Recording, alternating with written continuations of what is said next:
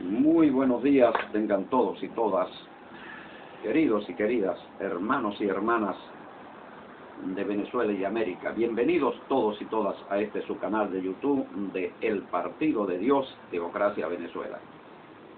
Y en esta mañana, con un nuevo mensaje, un nuevo análisis de la palabra de Yahweh, nuestro Dios, en perfecta armonía con la realidad que estamos viviendo, analizando la realidad desde la palabra misma, desde la palabra de Yahweh.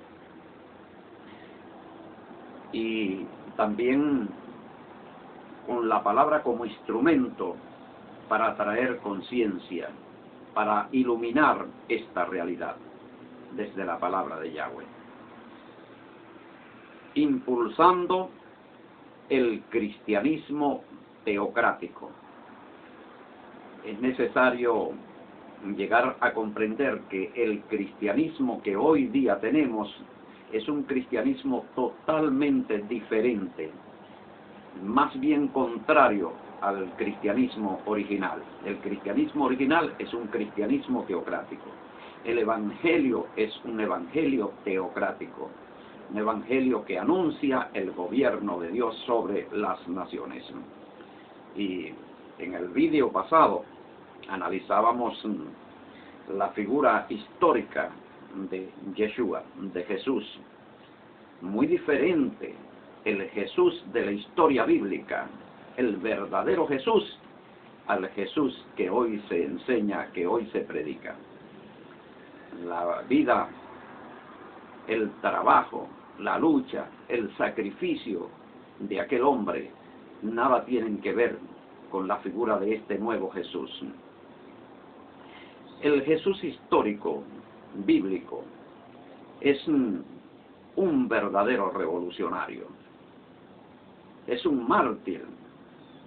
Es alguien que protagoniza una lucha contra poderes establecidos, contra gobernadores de las tinieblas, pero gobernadores concretamente con nombre y apellido,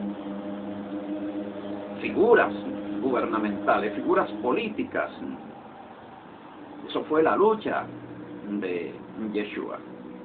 Y él muere como murieron muchísimos, miles o decenas o centenares de miles de rebeldes en su tiempo. La muerte de cruz, la muerte destinada para los insurgentes, para los rebeldes. Recordamos el caso histórico de Espartaco y cómo muere con todos sus seguidores. Creo que fueron más de 2000 cruces, más de 2000 crucificados. Jesús también fue crucificado. Se cuenta de Pedro que también fue crucificado. Y desde el año 30 hasta el 313 fueron cualquier cantidad de miles, de decenas de miles o de centenares de miles de crucificados, de mártires, porque el cristianismo primario, original, es un cristianismo insurgente contra un ordenamiento mundial de pecado. Y ellos no se acomodaban a ese ordenamiento.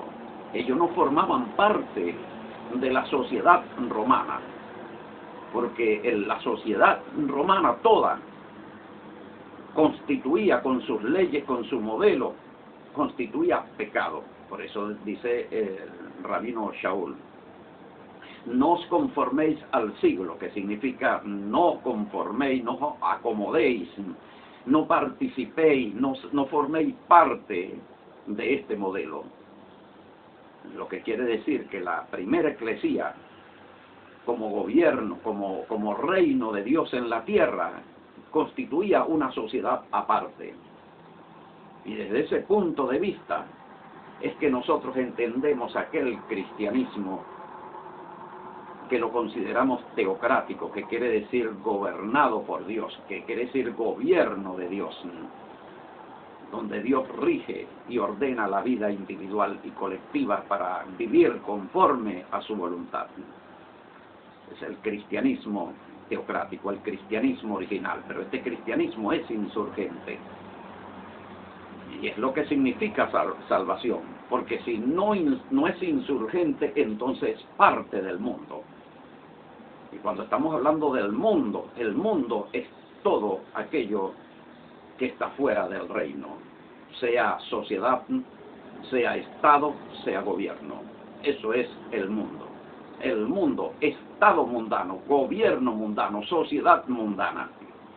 Mientras que nosotros no somos del mundo, no somos de eso, no somos de ese ordenamiento, sino que formamos una sociedad aparte y construimos un gobierno aparte y un Estado aparte, y entonces hay la confrontación histórica entre el reino de Dios y el reino de Satanás, y uno solo tiene que vencer.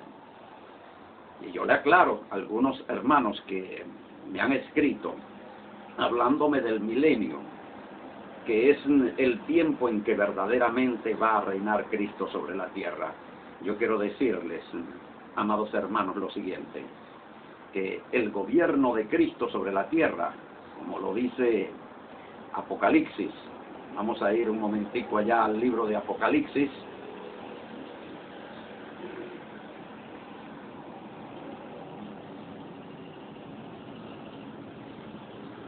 y vamos a leer en el capítulo 2, vamos a leer los versos 26 y 27. Fíjese cómo dice: al que venciere y guardare mis obras hasta el fin, yo le daré autoridad sobre las naciones. Si venzo y guardo las obras de Cristo hasta el fin, entonces, ¿qué hace Cristo? ¿Cuál es su promesa? Él me dará mi autoridad sobre las naciones. Aquí no especifica cuándo, pero lo vamos a deducir en el siguiente versículo. Dice, 27, y las regirá con vara de hierro, y serán quebrantadas como vaso de alfarero, como yo también he recibido de mi Padre. Le prestamos atención a la palabra y las regirá con vara de hierro. ¿La regirá con vara de hierro quién? El que recibe autoridad sobre las naciones porque fue fiel hasta el fin y guardó las obras de Cristo, o sea, obedeció los mandamientos de Cristo. Entonces le toca ahora recibir autoridad sobre las naciones. ¿Para qué? Para gobernarlas con vara de hierro. Pero con vara de hierro no se puede gobernar a una humanidad ya transformada, resucitada, en cuerpos gloriosos, en un ambiente de paz y armonía. No hace falta la vara de hierro. La vara de hierro se utiliza es cuando hay inicuos, cuando hay violentos, cuando hay criminales, cuando hay vicio, cuando hay idolatría. Es que se utiliza la vara de hierro, porque la vara de hierro simboliza gobierno fuerte. Eso es lo que significa la palabra vara de hierro. Entonces, hago una pregunta. ¿Cuándo es que hace falta la vara de hierro? Después que venga Cristo y estemos ya en el paraíso prácticamente, ya han desaparecido todos los malignos, ya ha sido recogida la cizaña, ha sido quemada al fuego, y entonces cuando ya quede solamente el trigo, ¿se va a utilizar la vara de hierro? No, amigo, no, querida amiga. La vara de hierro se necesita es ahora. En este momento es que se necesita la vara de hierro. Y en especial acá en Venezuela.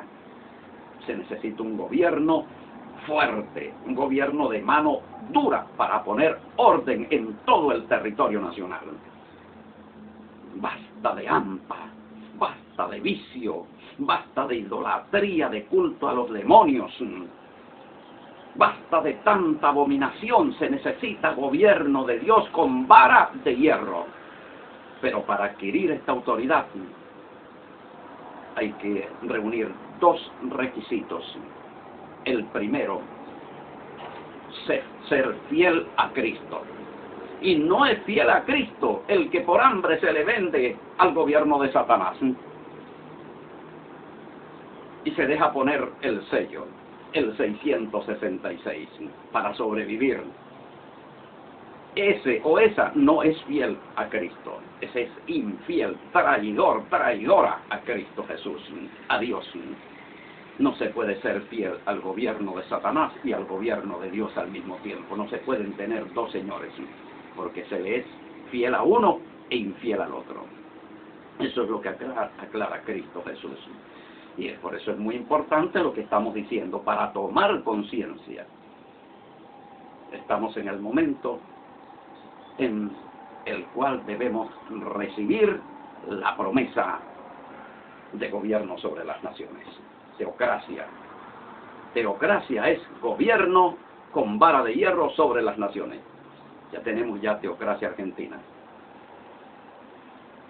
Fuerte movimiento teocrático se está generando en Brasil. Otro movimiento teocrático se está generando en Colombia. En los Estados Unidos ya tenemos también un fuerte movimiento teocrático. Y aquí en Venezuela y de aquí para toda América Latina también la teocracia. El gobierno de Cristo, el gobierno que Él nos da a nosotros para que lo ejerzamos con vara de hierro. Según Apocalipsis capítulo 2, versos 26 y 27. Voy a finalizar esta exposición con lo siguiente. Vámonos a las bienaventuranzas. Hay mucha gente que no comprenden estas cosas, porque creen que Cristo era evangélico. Cristo no era evangélico. Los apóstoles no fueron evangélicos. Ningún apóstol fue evangélico. La doctrina evangélica, la corriente evangélica surge con Martín Lutero a partir del siglo XVII.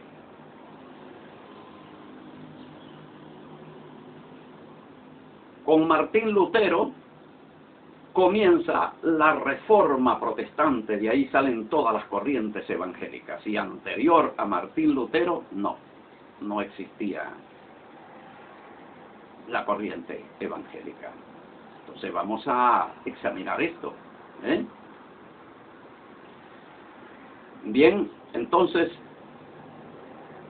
viendo la multitud, San Mateo capítulo 5, verso 1 al 10. Viendo la multitud subió al monte, y sentándose vinieron a él sus discípulos, y abriendo su boca les enseñaba diciendo: Bienaventurados los pobres en espíritu, porque de ellos es el reino de los cielos. La pobreza de espíritu es aquella persona que tiene necesidad espiritual, necesidad de aprender. Pero ahorita no, la gente no tiene necesidad de aprender. La gente siente una gran necesidad de enseñar. Todo el mundo es maestro. Todo el mundo tiene autoridad para decir esto es así, esto es así, esto es así. Muchas veces ni siquiera han leído la Biblia una sola vez. Ni siquiera se conocen la Biblia, ni siquiera saben la Biblia. Ni siquiera leen la Biblia en sus verdaderos contextos originales. Pero se sienten con autoridad, incluso de corregir a quienes hemos pasado décadas investigando profundamente, estudiando profundamente, trabajando pero arduamente en la interpretación, en la comprensión de los contextos originales. Y no, usted está equivocado. Muchas veces, y se saben 3 textos bíblicos nada más, no conocen la Biblia. Entonces, ¿quién es la persona pobre de espíritu? Aquella que más que enseñar tiene deseos de aprender. Bienaventurados los que lloran, porque ellos recibirán consolación. Recibirán consolación los que lloran aquí en Venezuela. por los altos precios, por la violencia social, por el crimen organizado y el crimen común, por ser víctimas de la opresión. Los que lloran recibirán consolación. ¿Dónde van a recibir consolación? Ahora mismo. La consolación no es en el futuro, no es escatológica. La consolación es para el que está llorando. El que está llorando de hambre, ¿cómo se le puede calmar su llanto? Si no es con abundancia de pan. Y el que está llorando por causa de la injusticia, ¿cómo se consuela? Con la justicia. Bienaventurados los mansos, porque ellos recibirán la tierra por heredad. Estamos hablando de los mansos, no de los mensos, sino de los mansos. Los mansos somos aquellos que por medio pacífico procuramos la victoria de la justicia en nuestros pueblos. Bienaventurados los que tienen hambre y sed de justicia, porque serán saciados. Aquí estamos sedientos de justicia, seremos saciados. Pero no es una saciedad escatológica tampoco, para un futuro remoto, sino para ahora que necesitamos esa justicia. Bienaventurados los misericordiosos, porque alcanzarán misericordia. Bienaventurados los limpios de corazón, porque ellos verán a Dios. Y aquí viene lo bueno, lo bonito, lo que vamos a entender. Bienaventurados los pacificadores, porque ellos serán llamados hijos de Dios. Los pacificadores, ¿quiénes somos los pacificadores? Los que trabajamos por la paz. Pero tenemos que saber una cosa, y es lo que viene en el siguiente versículo, que quienes trabajamos por la paz también recibimos persecución. Bienaventurados los que padecen persecución por causa de la justicia, porque de ellos es el reino de los cielos. Ahora, Yeshua considera la persecución por causa del reino de Dios, de la teocracia, del nuevo orden divino, como algo meritorio de recibir felicitación por causa de esa persecución. Y hay gente que le saca el cuerpo porque aman la comodidad, rechazan la cruz de Cristo. Cristo dijo: el que quiera ser mi discípulo, tome su cruz y sígueme. Pero ellos no, yo no quiero la cruz, yo lo que quiero es el placer, yo lo que quiero es lo bonito, lo lindo, lo sabroso, el deleite. Pero no quieren la cruz de Cristo, quieren la victoria, pero sin pelear, sin luchar, sin ser pacificadores, sin recibir persecución por causa de la justicia. Entonces, de esa forma no es como Cristo promete. Eso está fuera de toda realidad. La realidad es que los trabajadores por la paz, trabajamos por la paz en medio del conflicto, y tenemos como rivales a aquellos que procuran la guerra, aquellos que procuran la violencia. Y entonces somos perseguidos, y en medio de esa persecución somos bienaventurados por Cristo Jesús.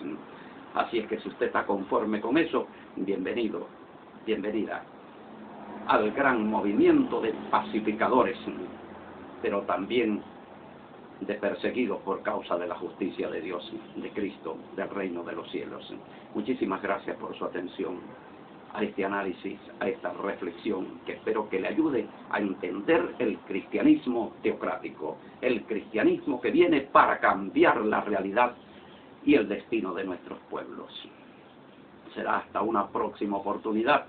Si usted desea más información sobre el partido de Dios, la teocracia, el cristianismo teocrático, entonces visite nuestro sitio web en internet en www.tovczla.blogspot.com. Si tiene alguna duda, alguna pregunta, alguna sugerencia y, por qué no, también hasta una crítica, escríbanos a nuestro correo electrónico teocráticosbzla@gmail.com. Con mucho gusto estaré respondiendo.